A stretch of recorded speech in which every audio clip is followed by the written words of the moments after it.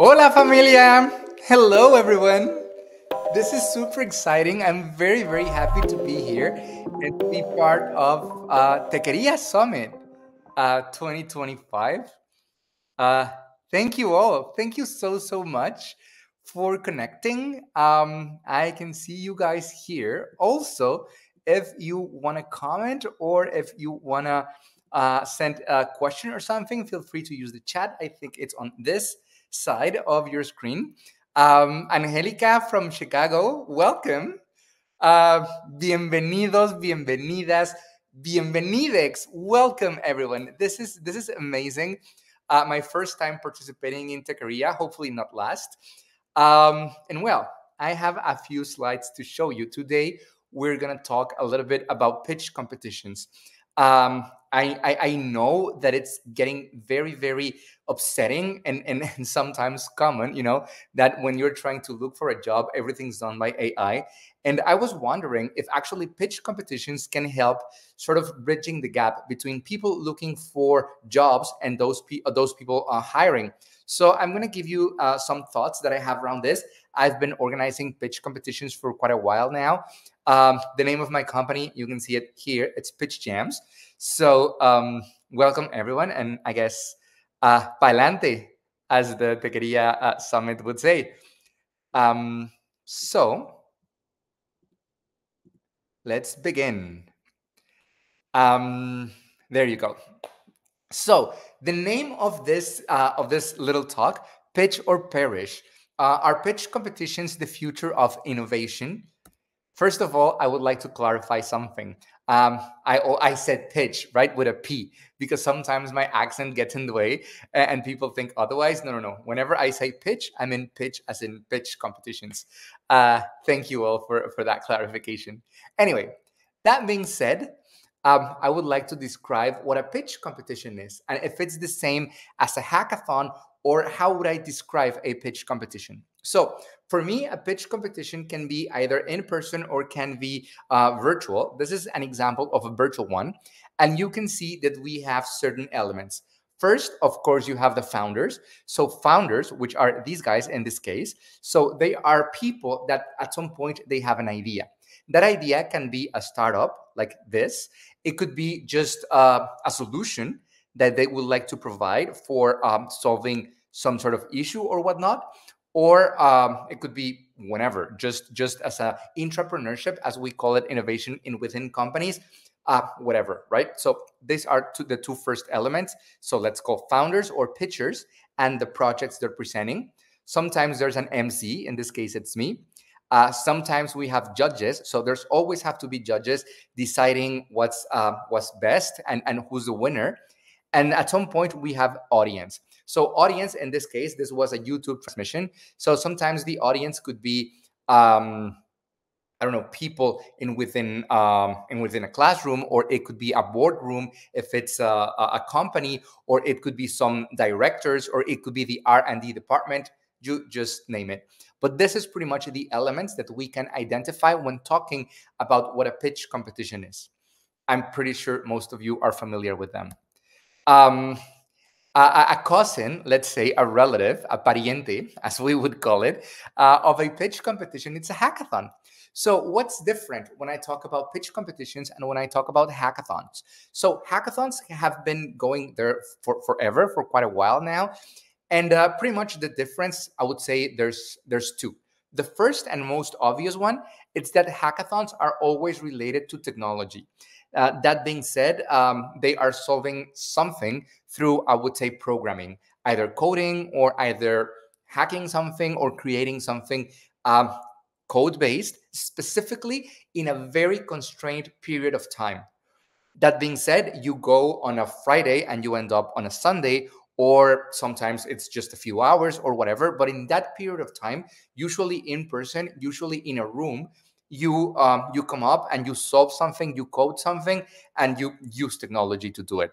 Again, this is just a variety. This is just a version of pitch competitions. Sometimes pitch competitions can be for business people. Sometimes pitch competitions can be, again, just as open innovation in companies and whatnot. And I would like to pause here and just make sure in the chat that everyone's just following the conversation. Are we all good? If you can like raise your thumbs or something, just let me know. But okay, amazing, great. So I would keep going. So that being said, why do I care so much? And why am I so passionate about pitch competitions? Are pitch competitions really that big of a deal? Let me share with you some numbers. So, according to this website, which kind of measures pitch competitions across the United States, we know that they happen almost 300,000 pitch competitions only in the USA per year. So, this is a pretty big number. The largest hackathon network consists of 4 million people. The name of this network, it's called DevPost, and it's 4 million people using it. They build tech-related projects pretty much around the world. And even though there are no official statistics around this, we know that for educational purposes, in 1,000 universities in the United States, so at least one pitch competition is hosted every year. So this is getting more and more popular. And you can see in numbers, people participating in pitch competitions every single time they get more comfortable, not only with the idea of creating something, of building something, but also creating a portfolio out of this. And I will share with you a very interesting example. Before giving my example, I would like to put on the table something that, again, make me so passionate about pitch competitions. Some reasons why they are so popular are the following. The first one is that nowadays, the job market, I would say globally, it's very uneasy on both ends. So for people hiring, it is very, very hard to attract talent, and it's getting harder by the minute. But also on people seeking for jobs, it's also very hard to find a job in any field. Sometimes we talk about, I don't know, people being laid off of NGOs, or people being laid off of manufacturing companies. But that's not it. That happens pretty much across every single job. And of course, companies are also having a very hard time trying to attract the best talent to their companies. That being said, AI, I'm still not sure if it helps or not. But what I think we can say for sure is that it's taking time, specifically in the job market, to exactly see what's going to be the impact of AI. And we are right now getting very, very weird vibes on doing it. And pitch competitions are getting popular because pitch competitions allow companies, I don't know if you've thought of this, but allow companies to see talent before they recruit it. So that's pretty interesting. And if you do it virtual, then you can see talent, I would say globally or nationally, or you name it, without actually seeing it. And why? Because all of this talent is either proposing a solution, frankly coding something, or just giving an idea that can be useful for the company. And on the other hand, these guys that, as for now, they cannot find a job, they use their time for something positive and for something productive that at least it's going to give them some sort of, I don't know, portfolio or some sort of identity on their own brands and on their own creations. So that's really, really cool. Is there any comments or questions regarding this first thing about the job market? If not, and then we're good, let me just give the second reason and the second thing why pitch competitions are getting popular. And that is that corporate innovation is made simple and, of course, cheaper, right? So in the past, and I want to say, I say the past, but I mean probably 10 years or so ago, only big corporations actually had an R&D department. Now, even small startups, now even not even tech startups, even companies and small small and medium enterprises, let's say, I don't know, a coffee shop or something, they can have their own corporate innovation field. If they want just to run a pitch competition for, I don't know, what's the new recipe for the new carrot cake, that could be a very nice idea, And if you are a startup like myself, you can probably outsource some of the code or some sort of procedure or things like that, that otherwise would be very, very costly for you. And I'll throw an example in a minute. And finally, reason number three, of course, hands-on education on the rise. As people, it's especially teachers, are finding it more and more complicated to test or to measure at some point what the students are learning. Actually, pitch competitions can help a lot with hands-on education. So this, again, it's getting very, very interesting. These are, again, the three main reasons that I think pitch competitions are becoming popular. Um, Again, as a way to do this R&D for all, right? To democratize this research and development areas. I love this example. So when I first was testing my pitch platform, which is Pitch Jams, by the way, go check it out. One of the very first projects that came to me was a guy, actually an entrepreneur, that wanted to create a project. He wanted to build a CRM. That is, he wanted to build some sort of code or platform for managing their customer relationships or whatever, right? And he gave me this 3 pages, three full pages of requirements of what he wanted to do technically. And he said, "Can you run a pitch competition about this?" And I freaked out so bad. I was like, Jesus Christ, I don't know. I'm asking people to pitch an idea or to pitch a solution on how to build this CRM, or even more, to actually build it, and it's very, very specific.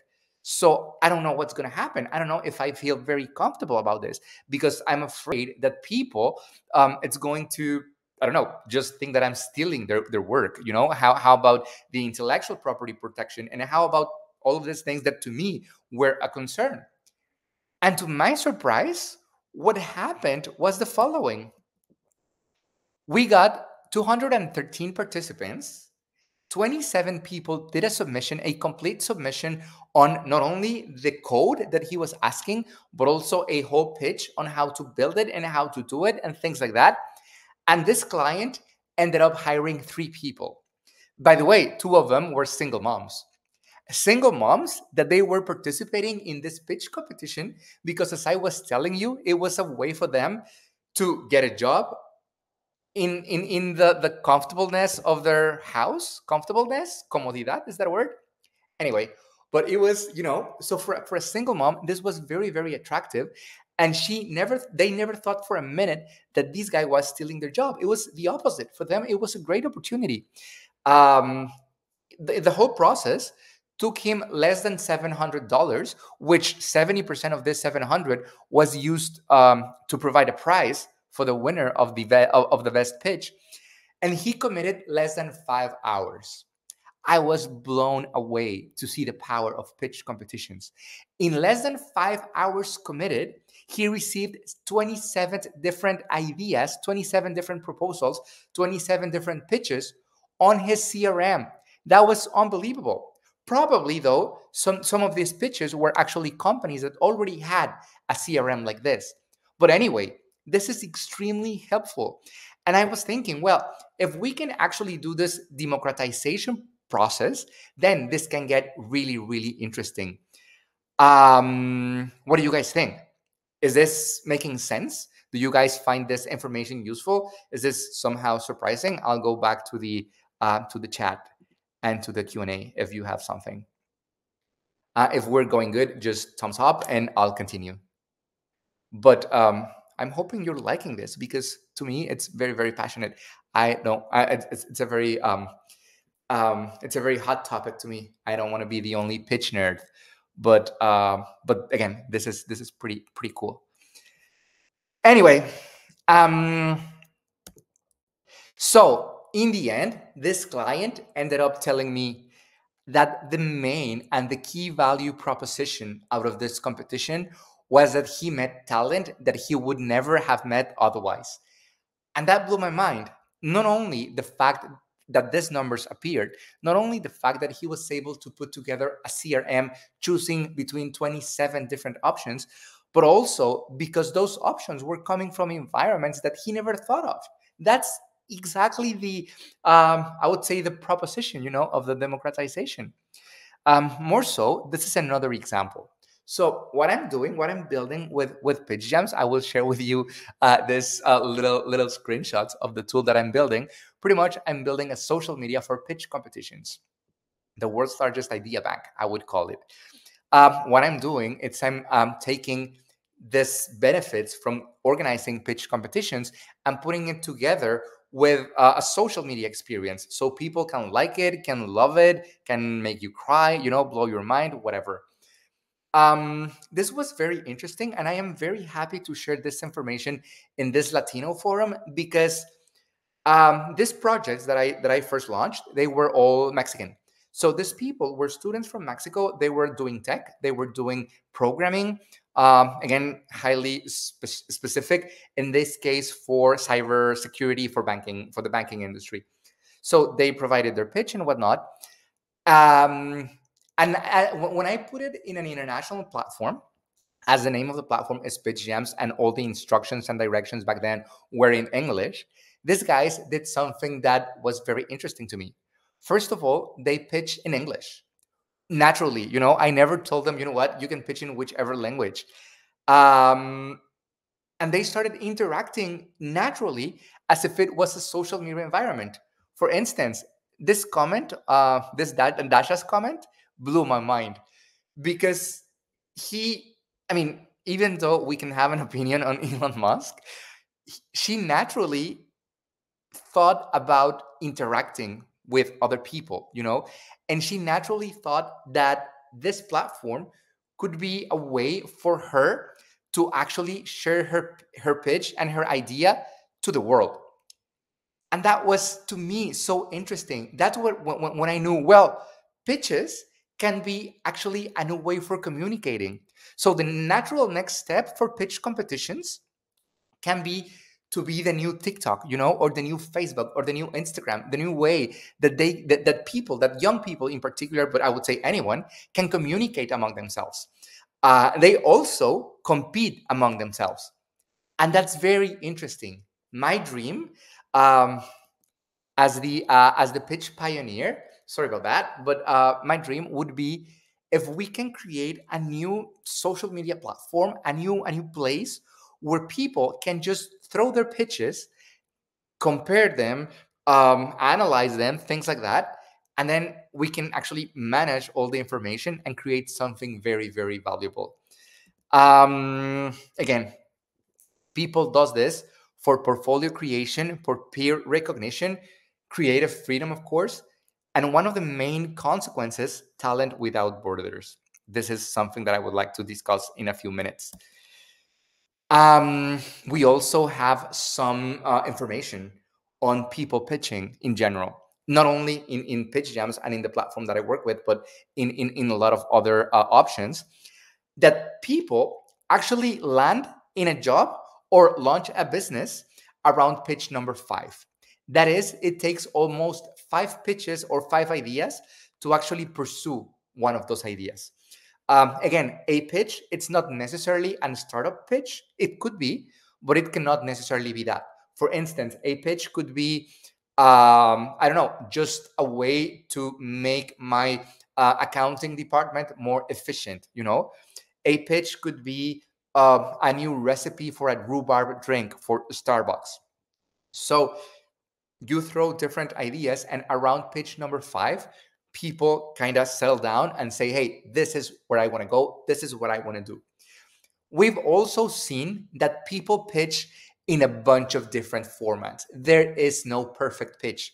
Sometimes people pitch by using their prototypes. Figma is extremely helpful. Sometimes people pitch by acting out what they're doing, or the user experience. Sometimes people even create AI and do the whole pitch using AI.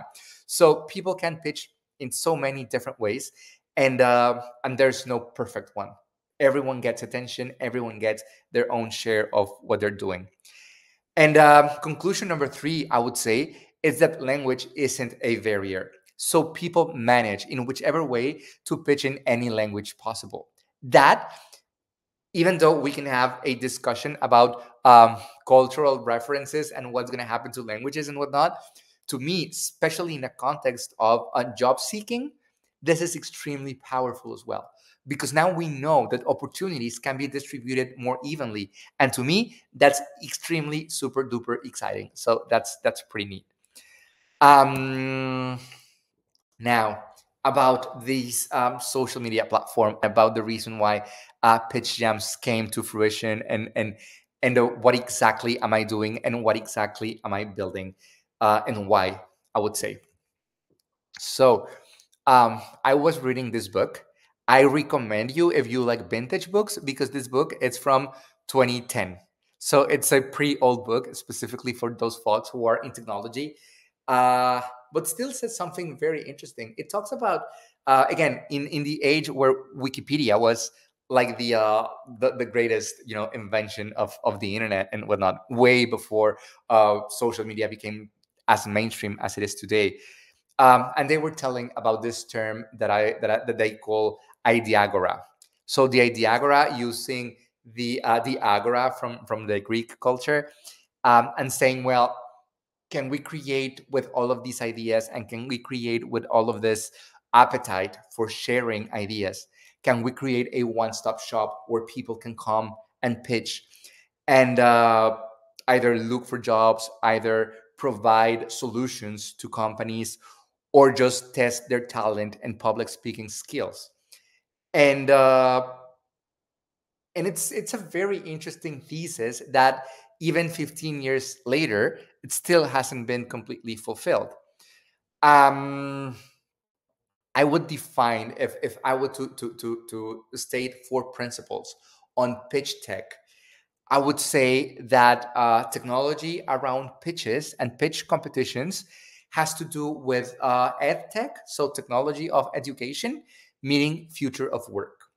So again, I don't know if you guys have an idea on what's the future of, or the future technologies for education are going to be, or the future technologies for work. But my humble contribution, it's pitch competitions.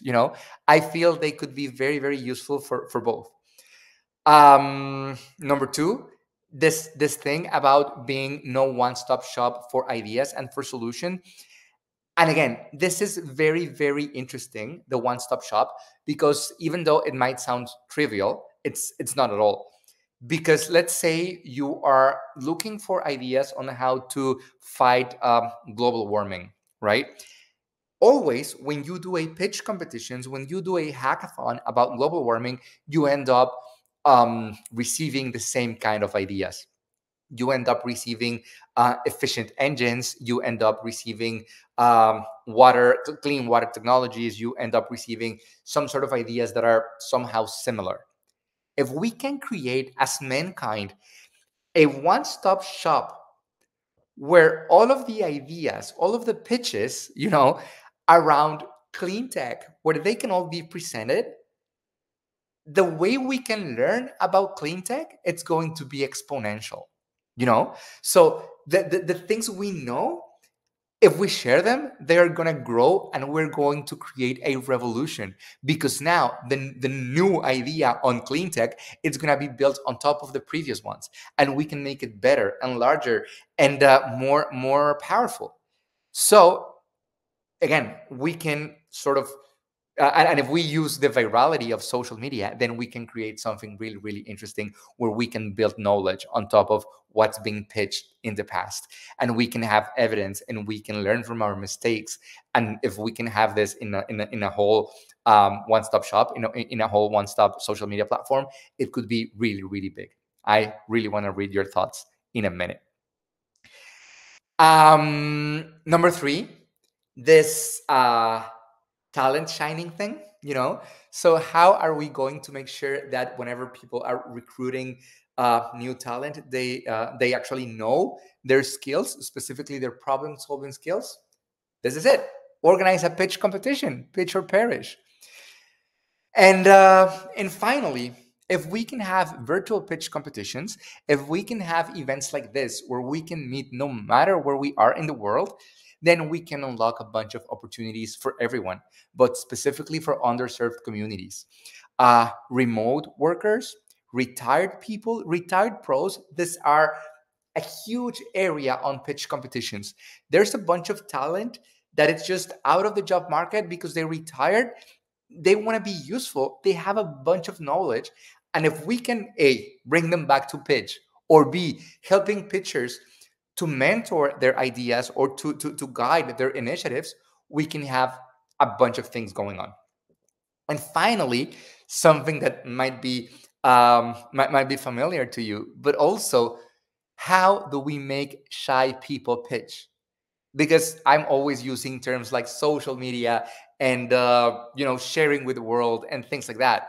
But what if you're a shy programmer, which, by the way, a bunch of us are, So pitch technology can also help shy people shine if we can create avatars, if we can create different prompts and ways to share our ideas, perhaps not even sharing our face or protecting intellectual property in several different ways.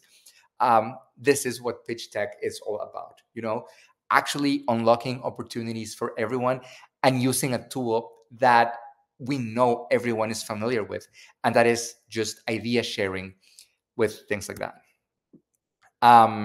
So this is me. What I'm doing, again, I'm building a pitch competition platform, Pitch Jams. This is my email where you can find me. You can follow me on Mastodon. I have kind of a weird crush with Mastodon. I know it's really not popular anymore, or is it? I don't know. You let me know. But I kind of love it because I feel that it protects a little bit. It protects me a little bit from all the buzz that's around. So I like it. Or also on LinkedIn, you can also connect with me.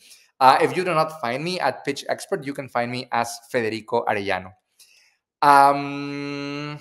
What do you guys think? So this is all what I had prepared for you guys, but we still have a few minutes. Um, what do you guys think? Some people is older than well, well, yeah, of course. But I mean, when I say old books, that means like technology. But this is it. Um, Adrian says pitch competitions aren't just for landing on jobs, but also starting their own businesses. 100%. And again, if you can compare your business idea with what's around in the world, that can be really, really, really, really powerful. Stephanie says that she didn't know this existed.